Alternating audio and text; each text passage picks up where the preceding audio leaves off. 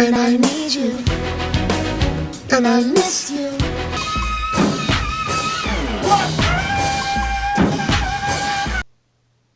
Well, those were some of my favorite clips from Terry.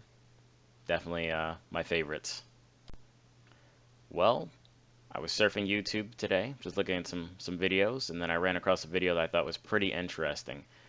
Terry was building a gaming PC.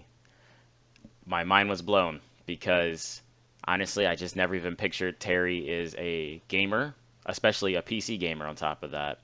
And then what came to my mind was, I wonder what game is Terry going to play? And he mentioned Battlefield 1, and then I was like, yeah, Terry knows what's up. That is a very good game. Terry, I looked over your build list. I saw all your videos of you and your son putting it together. That is an amazing build for sure. I'm sure your son is going to enjoy it as well as you and the rest of your family.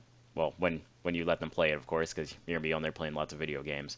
But yeah, I mean, that's an amazing build. That's a great monitor that you have. That sound card. Yes, as you're right, sound is very important for games.